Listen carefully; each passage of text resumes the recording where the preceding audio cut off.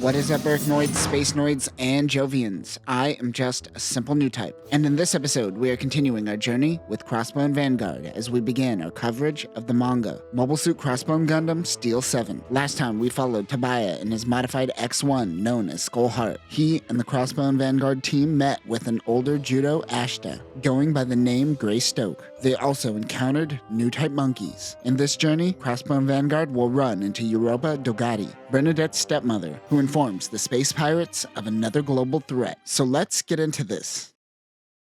Universal Century 136. A Jovian fleet makes its escape. Everyone goes down protecting a Diona. Battalions surround the mobile suit and the pilot escapes in a normal suit. The battalions destroy the Jovian fleet. The female pilot calls out for someone to save her. That is when she sees a skull glow in the distance. It is Crossbone Gundam. Tobiah is the pilot. He begins taking out the battalions. An Aranya battalion comes in for an attack, but Skullheart kicks its head off, literally. The remaining Jupiter fleet retreats. Tobiah grabs the woman and brings her back to the ship, the Little Grey, and disguised as a transport ship. She enters the ship and struggles as she is not used to gravity blocks. But she suddenly pulls out a gun on Tobiah. He told her that they are Black Rose shipping, and she isn't buying it. She knows that the Crossbone Gundam has something to do with the death of Tetaneth. That is when Tetaneth, aka Bernadette, comes in and recognizes the woman. This is Crux Dogati's second wife and Bernadette's stepmother. While distracted, Tobiah kicks the gun out of her hand. Tobiah is taken aback when Bernadette calls her mom. They haven't seen each other for 2 years now. She is the wife that was the political marriage set up to be a peace treaty between the Federation and Jupiter. We said in the past that this is Bernadette's mom, but it is in fact her stepmother. However, we learned that the mother she was talking about in Crossbone Gundam, the one that gave Bernadette her curiosity for Earth, is in fact her real mother. Bernadette gives Europa a full body search. Nice. She tells her how she was planning on visiting her mother's hometown on Earth before she ran into Crossbone Vanguard. She essentially does a breakdown of the original Crossbone Gundam. This may seem redundant for veteran Gundam fans, but this follows Stan Lee's rule that every comic is someone's first comic. Something to remember for you yearning comic book writers out there. Europa wonders if Tobiah is her lover.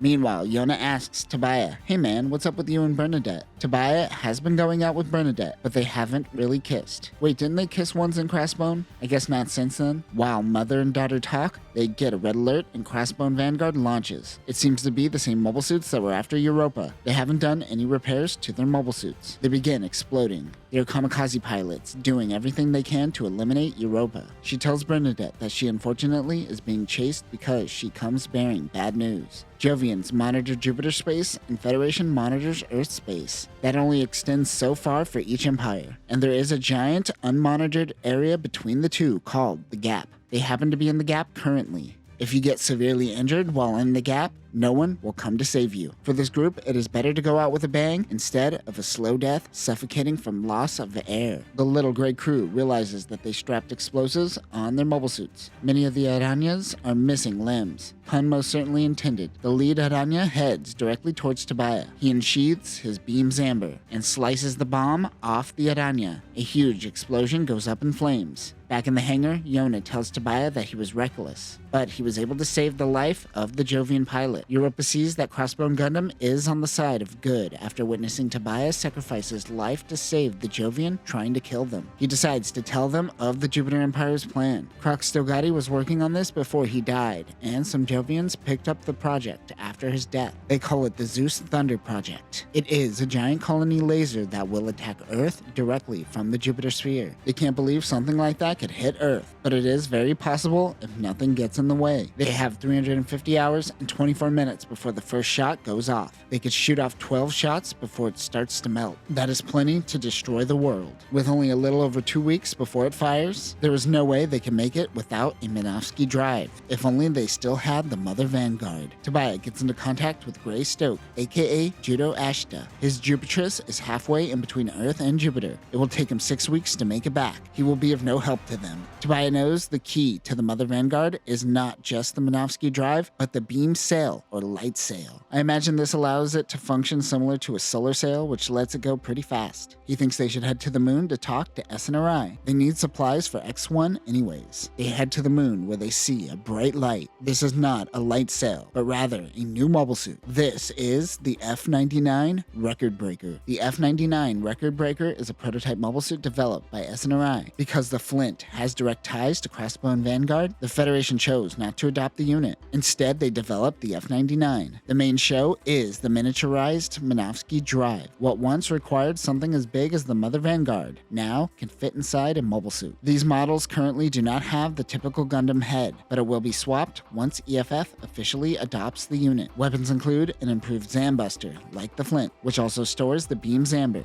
This unit, like most of the Formula units, uses the biocomputer. The Record Breaker's miniaturized Minovsky Drive system and its wings of light might be the only thing in existence to get them to Jupiter in the time they need. Tobiah heads to SNRI where Otis Arkins yells at him. This character originally debuted in Victory Gundam and is the engineer responsible for Minovsky Drive tech. He blames Crossbone Vanguard for F-97 leaking into the hands of the Jovians, who then gave it to the Federation. Remember, F-97 is Crossbone Gundam. Because of them, SNRI has been outed for helping the space pirates. There is no way they are going to just give them their prized possession, the F-99. However, he looks at Captain Onmo and says that SNRI will do anything for her. We got a simp on our hands, folks. However, they have to first meet with the F-99 test pilots. They are Derek, Yon, Ulysses, and their instructor, Minoru Suzuki. At the moment, they have only 3 F-99 units. If they take all 3 units, they would only have 3 mobile suits against the entirety of the Jupiter fleet. They aren't having it. They have to come up with a better plan. Tobiah is frustrated, but they tell him to look at this realistically. Even if they had, say, 7 units, which makes a squad, Tobiah has to realize that if they succeed in taking out the colony laser, they aren't making it back to the Earth sphere. This is a one-way mission. Yona and Jared are talking on the ship when Yona notices a bird in the sky. That is when a squad of Amakasas come in led by a Cornix. The Cornix is the result of the Jovians reverse engineering the X2. The final results were the Amakasa, but they reworked the initial design after Skullheart defeated it. The Amakasa resembles Crossbone Gundam and thus Earth. This takes the concepts while making the unit completely Jovian. Cornix is also inspired by Quavarze and has a mobile armor form. It also has a mega particle cannon on its head. Other weapons include a beam rifle, which doubles as a beam axe, a beam machine gun, and a beam shield. The F-99 test pilots are given permission to launch. Tobiah and the team heads out as well. The test pilots go in, but Tobiah wants them to hang back. He doesn't want to risk having their mobile suits damaged. Remember, the Amakasa uses the Amada Ray biocomputer. Tobiah once struggled against these, but now he is witnessing the F-99 take care of them no problem. However, the Cornix comes in. Europa says that this mobile suit is very dangerous. The Cornix tears through one of the F-99s no problem. Well, only 2 left now. Europa tells Tobiah that this is most likely her little brother. He is half human, half Jovian, and the new president of the Jupiter Empire.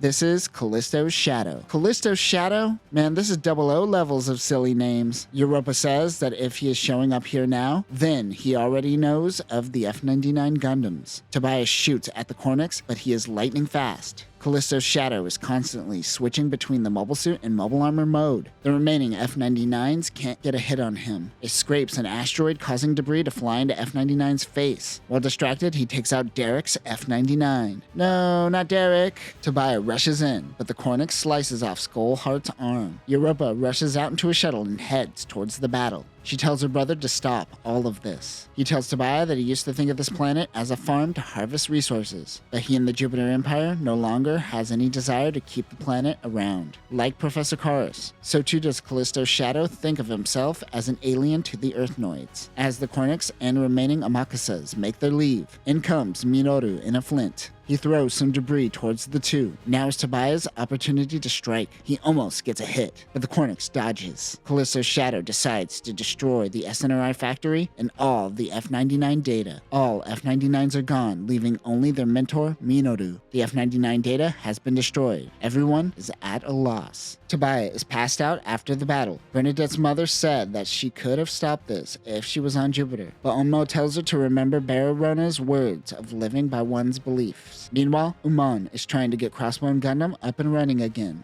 Yona and Jared were injured during the previous attack when they took out the base. He is missing an arm and he won't be able to help them take down the Jovians. Tobiah remembers what he heard from Callisto's shadow. They're heading into phase 2 of their plan. He wonders what that means. He thinks that they don't have to stop the colony laser. All they have to do is reflect it out of the way of Earth. We get a slapstick moment where Onmo is proud of him, finally making plans like an adult. He talks to Otto, who informs Tobiah and the gang that after Mother Vanguard was destroyed, Anaheim Electronics went out to steal the remains of the ship, and they too have required Wings of Light technology. They tested their own version of this technology, but it was a failure and it burned up in Earth's atmosphere. They watched the video of a test of this unit. As they watch, Tobiah notes it isn't burning up. It is using its beam shield as a balut system, just like Kincaid did a few years earlier. No doubt about it, this unit still exists. Tobiah refers to it as Icarus. Otto gives them estimated coordinates on where the unit could be. They don't have permission to land on Earth, but they don't care because, they're pirates. Yar, bitch. Tetaneth isn't a part of the team, but she wants to go down to Earth herself. Tobiah tells her that they could go as much as they want after this mission. She seems determined to go. Uman shows Tobiah the modified Skull Heart. This is the X1 patchwork. The XM X1C Crossbone Gundam X1 patchwork is the X1, but scrapped together with parts from X3. Many of the parts are interchangeable. However, nothing was upgraded, which was possible as SNRI miniaturized the I-field generator since the creation of Crossbone Gundams. I assume this is because SNRI was outed for working with the space pirates. Patchwork has the same weapons as Skull Heart, including the Beam Zamber, Screw Whip, and Buster Gun. Europa shows a picture of her lover to Tobiah. He died by the hands of space pirates 5 years earlier. If he survived, her brother would have most certainly killed him. She says that Tobiah looks like him. Ew. Meanwhile, Onmo doesn't trust Europa and thinks that she may be a spy. Her brother's attack was too well timed. The team launches in the Nozzle. The Nozzle is a sub-flight system that can function in Earth and space, and can be a substitute for a balut system. It is closer to the AUG's former Mega Rider. It could seat 4 people, and has 4 beam cannons. Also, it looks like a jet ski. Otto is sad that all of the F-99 data is gone. It will take decades to get back to where they once were. They have 5 days to find the Icarus unit and find 5 ace pilots. Europa tells Tobiah that Callisto's shadow is a special kind of psychic because of his brother, Callisto's light. The two have an instantaneous psychic link. Callisto's shadow is at the Earth sphere, and light is currently on Jupiter, so they could transmit thought faster than the speed of light, similar to the Ansible in Ender's Game. Before heading into the atmosphere, Onmo tells them that they can't find Bernadette. She happens to be stowing away in the X1 cockpit. Tobiah finds her, but they are suddenly attacked. It looks like Bernadette and Tobiah will have to do this together. An automated defense satellite tries to stop them from entering Earth's atmosphere. Tobiah uses the new I-field on his hand to block the attack. He shoots down the satellite and heads into Earth. They don't have any time to waste. Tobiah is wandering around a small town. When it comes to ace pilots, the first name that came to mind was Kincaid, of course. He knows that if he tells them, Kincaid will throw himself back into the battle once again. But if he doesn't, Kincaid will really be mad at him. An old lady points him in the direction of their bakery. She also mentions that they just had a second child. He can't risk dragging them back into battle. He decides not to see them, but knowing that they are living on Earth, Tobiah uses this as an excuse not to lose to the Jovians. He heads back to Minoru and Derek. I said that Derek died during the F-99 attack, but it was Ulysses who actually died. Derek is currently having a panic attack. He also overheard Omno talking about spying on Europa. Omno, who is currently contacting the team from Earth orbit, is mad at Bernadette for sneaking off. There's nothing official in the EFF databases about Icarus dropping to Earth. Tobiah wants to set up a gate and funnel them in where they could chop them off one by one. Minoru says that was a great movie, because that is the same ending to Kurosawa's Seven Samurai. It's called Steel 7. Guess where the inspiration came from? SNRI was able to capture a mobile suit from the Jovians and gave access to the space pirates. Tobiah wonders if they could get the F-90. Europa is struggling to get used to 1G, so she spends a lot of time in the hot springs, as it is the closest thing on Earth to experiencing 0G. It's also an excuse to have her boobs bouncing around, so there's that. Bernadette seems to be over her anger at Europa for trying to get her back to Jupiter. She then blames herself for not giving her nutritious foods growing up, suggesting that is why she has tiny boobs. Oh, is that how boobs work? Minoru, Derek, and Tobiah head to a cabin where they meet Burns. He was a former Jovian pilot and a part of the Death Gale team. He has been living on Earth since the Jovian invasion. He agrees to help on the condition that Tobiah doesn't involve himself. He says that he doesn't want to see him die. He only promises him that he won't die.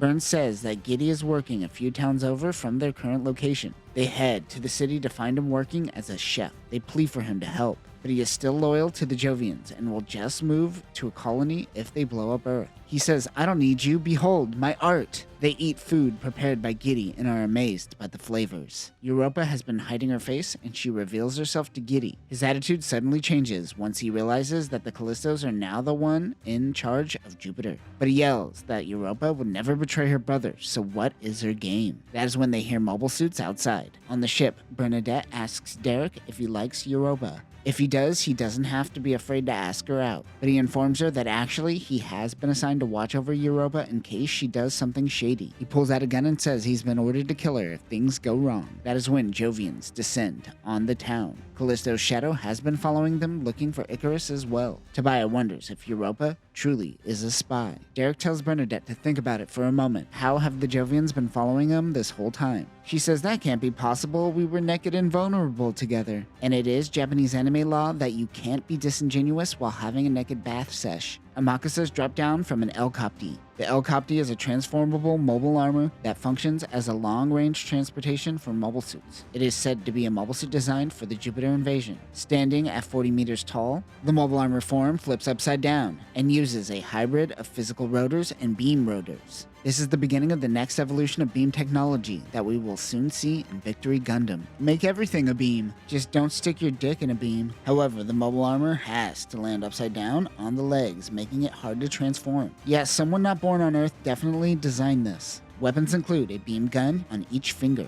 As the chaos ensues, Giddy smacks his gun over Tobiah's head. He is still loyal to Jupiter after all. Callisto calls him number 2. Remember, he, the Callisto Bros, and Europa are all former new type students of Professor Karas. He was number 2 to Callisto. She actually isn't a spy, and Callisto starts laughing. They have been keeping a morbid secret from her this whole time. It appears as though all 3 of them are psychically linked, but Europa can't read their minds. However, the Callisto Bros can read her mind. They just never told her. Damn, that's messed up. Because of this, she has been a walking map, and they always knew their exact location. Callisto's shadow asks Giddy to join their cause once again, but he spits at and tries to attack Callisto. He says that he is trash. He just hates him. Everyone begins fighting. That is when Patchwork comes in riding the nozzle. Europa grabs a gun and runs onto the L-Copty. It takes off with Tobias still hanging on. Even Tobias sees that this unit has to flip upside down to transform and calls the L-Copty stupid.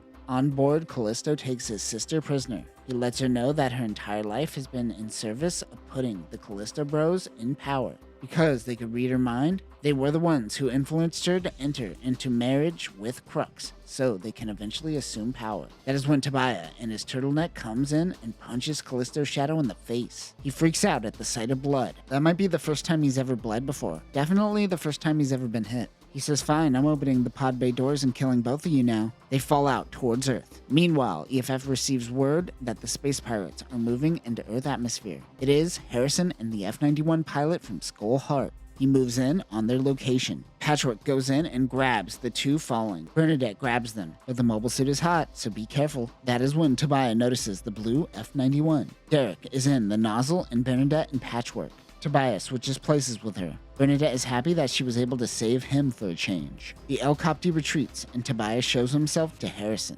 Harrison still doesn't know that he is the pilot of Skull Heart, and just thinks of him as the transport guy. They head back to town, where Harrison seems to know Minoru. Minoru happened to go by the name the Blue Flash of the Federation before Harrison donned it. Giddy wants to go with them. He is still loyal to the Jovians, but he wants to kill the Callisto Bros. Burns and Minoru both call him a tsundere. As they head towards the location of Rosemary Raspberry, Europa is afraid that no one will tell her any valuable information for fear of the Callisto Bros finding out. But Tobiah has no trouble telling her things. He says he could just randomly throw in lies here and there to throw them off. Or can he?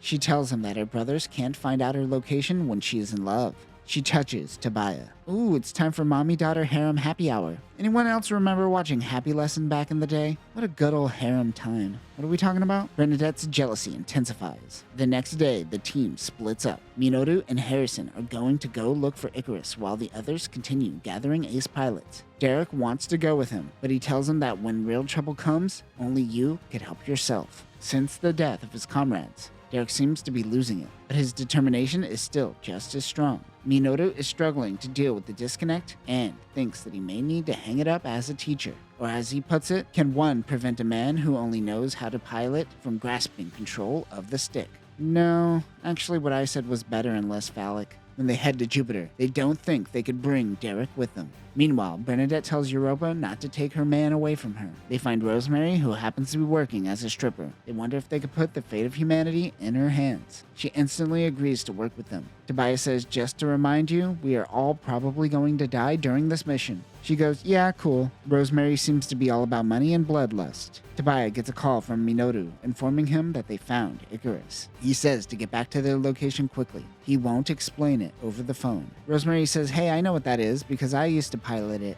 She says that Anaheim Electronics called it the Speed King. The Jovians begin making their move.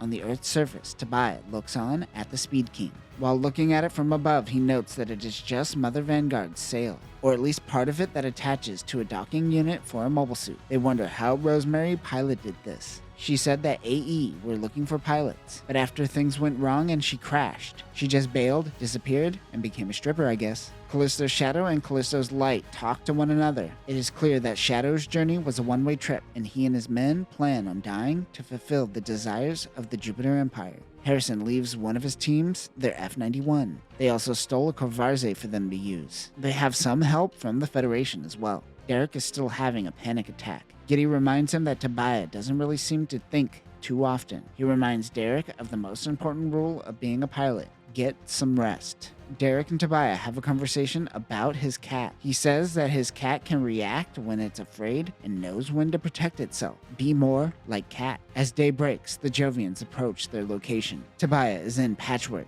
Giddy in the Corvarze, and Minoru in F-91. Callisto's Shadow approaches in the Impulse Cornix. The Impulse Cornix is the atmospheric version of the Cornix, with additional enhancements and flight capabilities. The main difference is that it has 14 miniaturized versions of the feather funnels that was seen on the Divinidad. These emit a small beam saber and is a one-time use. Other weapons include a beam rifle, which doubles as a beam axe, a beam claw, and a megaparticle cannon on the head. He instantly fires the megaparticle cannon on the space pirates, while other Jovians search for Icarus. He and Tobias go up against one another. Like on the moon, Tobias is struggling to get a hit on Callisto's Shadow. He uses the scissor anchor on the Impulse Cornix. Giddy rushes in and attacks Shadow, but he unleashes the fin funnels on him. Minoru struggles to stop the L-Copty from pushing past him. Every time they attack the Jovian forces heading towards Icarus, Callisto's Shadow attacks from behind. The Jovians are getting close to the Speed King. They only need to moderately damage it to destroy their entire plan. Bernadette comes in asking for Europa's help as enemies approach them. Burns is getting impatient, so he takes one of the Federation's James guns. The RGM-119 James gun is the successor to the heavy gun. This unit follows the same basic concepts as the Jagan. Many of the components of this unit can be used by the Javelin, and the two units are considered brothers. This unit will be a mainstay all the way up until the UC-150s. Weapons include Vulcans, a beam shield, a beam saber, a beam rifle, a beam bazooka, and a hook shield, which is a tool designed to capture space debris. Rosemary is in the cockpit trying to get the Speed King up and running when Europa comes in to help. They put a Jupiter OS on the ship, but it won't work. As Tobias and Shadow fight, the Jovian spouts his nonsense about being a higher status than everyone, but Tobias grounds him by saying they are no different. Then,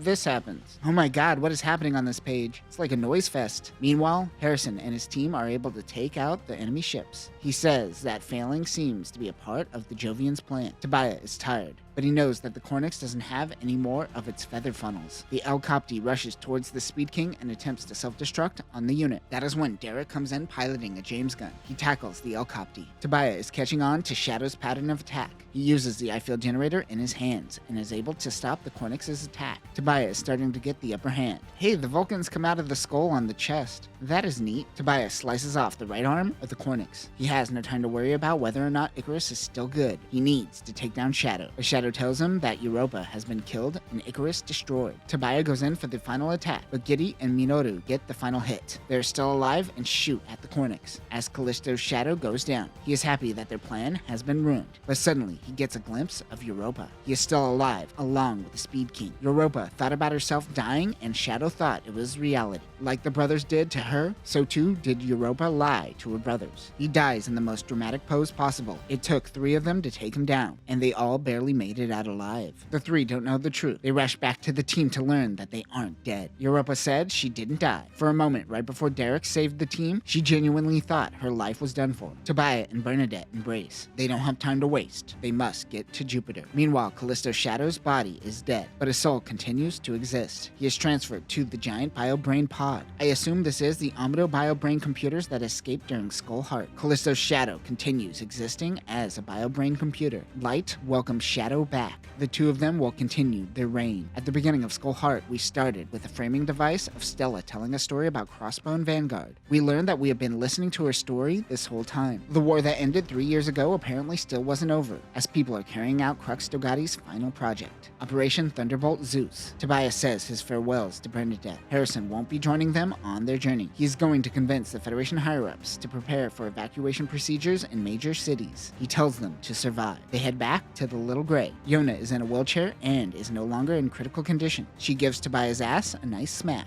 Omna apologizes to Europa for thinking that she is a spy. She proceeds to punch her in the uterus. They want Europa to be their commander for the attack team. If she was able to trick Callisto's Shadow, they could do the same with Callisto's Light. They still need one more person. Derek wants to go and knows this is his purpose. He is finally taking action. He will be the pilot of the F-91 since he was an F-99 pilot. Uman is mad because he already put Minoru's M logo on the F-91. Derek says he could just go by his first name, Michelle. The Death Guild team laughs at him. Thought I heard a girl's name. Before leaving Earth, Tobiah and Bernadette have a moment together. They look out at the Grand Canyon, where Callisto Shadow's Cornix is still posed in a dramatic way. She has decided to head back to Jupiter and help rebuild the nation after Tobiah helps take it down. She is going on a regular Jupitrix-class ship. When she gets there, if all things go well on Tobiah's end, then Europa's faction on Jupiter will try to stabilize things. This will be their final goodbye, and she is returning to being called Tetaneth. He doesn't want her to leave, but he can't stay on Jupiter as a space pirate. Uman shows Tobiah his upgraded mobile suit, the Full Cloth. The XM-X1 Crossbone Gundam X1 Full Cloth is an upgraded version of Patchwork.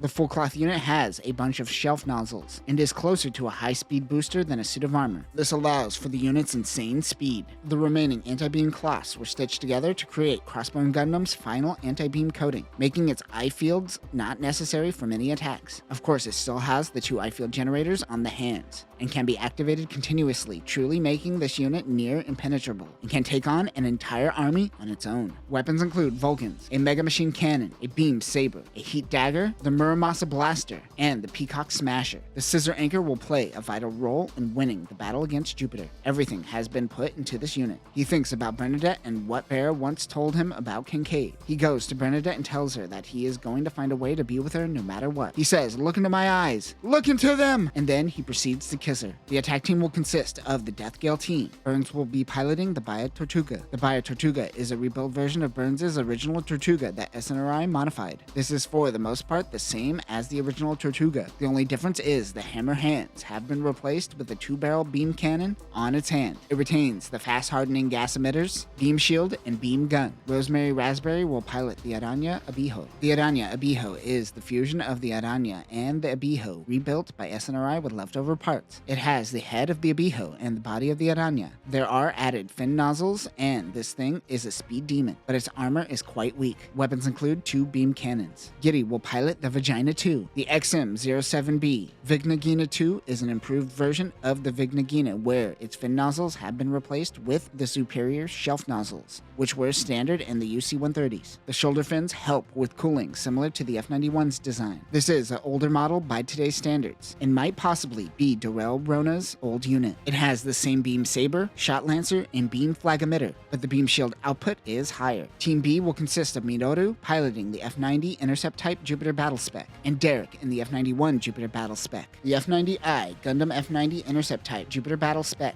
is a modified version of F-90 Unit 1, originally piloted by Def Stallion, and is equipped with an Intercept Type mission pack. This version replaces the beam lancers with the shot lancer. It can equip 5 nuclear warheads at a time. Other weapons include a beam saber, a flight shield, which is a shield that functions as a subflight system, and Vulcans. The F-91 Gundam F-91 Jupiter Battle Spec is a modified F-91 supplied by Harrison's team. Many of the features for the mass production variant were restored to this version and is closer to Seabook's F-91 from UC-123. This includes the same weapons as the F-91, including the variable speed rifle. Tobiah will focus on close combat, and Europa will command from an Angel Diona manning the Speed King. The Angel Diona is an improved variant of the Diona. Many parts were replaced with parts from the Aranya, making this unit even lighter than usual. As this unit is a support mobile suit, it is equipped with a weapons container. It is designed to resupply units on the battlefield. It will also be equipped with the Speed King to transport the team to Jupiter. The name of this operation is Steel 7. The team takes off for Jupiter. 1 week later, Jupiter's forces are preparing the colony laser and their army. 20 minutes until the laser is activated. The Speed King approaches the Jupiter sphere. Tobiah and Europa will assume identities on Jupiter after all this is over. Tobiah will take the name of Europa's former lover, Curtis. That's a little weird, man. You shouldn't introduce weird thoughts before a big battle. The Steel 7 team attacks. They break through the first formation of the battalions. Callisto's light suddenly hears Europa's thoughts saying that he can't win. She has a psychofield dampener in her cockpit, which blocks light from reading her thoughts. But she can flip a switch and let him read her thoughts, so she can implant fleeting memories. The team brought the nozzle with them, and Rosemary rides it into battle. She says that she will marry whoever comes out alive from all of this. Europa finds an opening in the Jovians formation. She blitzes towards the colony laser and flings Icarus towards the giant weapon. That is when 2 hands crush Icarus and prevent it from ramming into the colony laser. Callisto's light says, "Meet my fists, freedom and justice." The Dick Kiss is Jupiter's most powerful transformable mobile suit. The mobile armor form looks like hands and has incredible crushing power. It has fin funnels and one of the most powerful eye field generators seen to date. But the back of the mobile armor is not protected by the eye field, leaving a weak spot. Weapons include a mega particle cannon on the thumbs, a beam claw, a beam gun, and a giant beam axe. The hands transform into 2 mobile suits. Piloting Justice is light, and piloting Freedom is the bio-brain computer of Callisto's shadow. The Callistos rush towards the Death Gale team and unleashes their funnels. Burns steps in and fights, telling Giddy to head towards the laser. The Callistos transform into hands, and the 2 crush the Tortuga, killing Burns. Minoru and Tobiah rushes towards the colony laser. Giddy doesn't leave and fights against his former rival. One thing all the Steel 7 mobile suits are equipped with is nuclear weapons. They unload their nukes. Battalions fire countermeasures and stop the missiles. They have to reload and try again, but they only have 4 minutes until they fire the laser. Giddy's vagina is barely hanging in there. That is when he rushes towards the colony in an attempt to kamikaze. The Callistos fire on Giddy. When Burns comes out of nowhere, he is still alive and takes the brunt of the attack,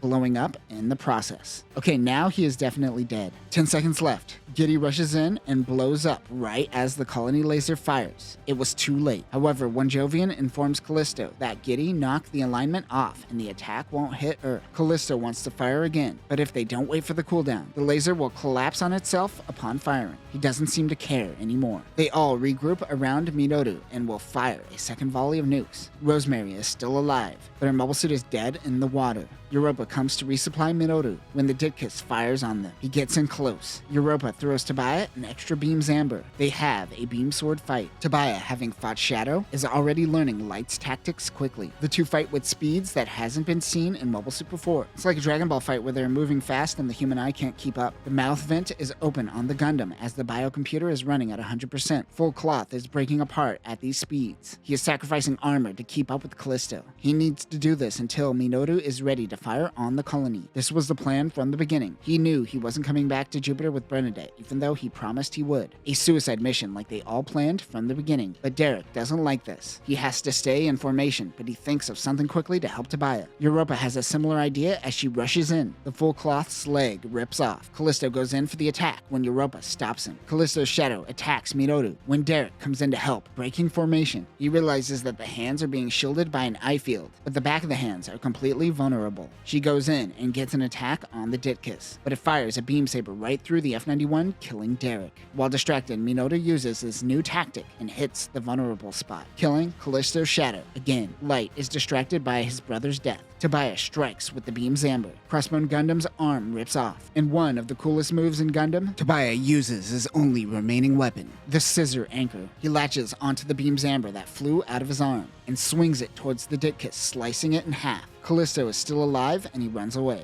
They have 19 minutes until the colony laser fires again. Tobias and Europa go to destroy the mirrors on the laser while Minoru holds back any remaining Jovian forces. The two enter into the center of the colony and destroy the mirrors. With 2 minutes remaining, the Jovians lose control of the colony laser. As the colony falls apart, Callisto's Light comes in for one final attack. Tobias takes off one of the shoulder skull eye fields and puts it on his hand. He does an eye field super punch on the Ditkiss and finally kills Callisto's Light. The colony is going up in flames and the full cloth can't move. Europa came on this mission because she wanted to atone for her sins of not speaking up against the Jupiter Empire. She grabs a hold of Crossbone Gundam and throws it to safety as the colony collapses, killing Europa in the process. As the colony falls apart, Europa's Jovian faction moves in and takes control of the remaining fleet. The Jovians throw down their arms. Minoru cries for his fallen comrades. He is old and on the verge of death and wonders why he was the only one to survive instead of the youth. Rosemary tells him that living is the only thing they could do now. The laser that fired missed Earth by 100 million kilometers. This was supposed to be a suicide mission, but out of the 7, 2 survived. Rosemary kept her promise. She said she would marry anyone who survived, so she and Minoru got married. He continues working for the military, and the two become liaisons for the Jupiter sphere.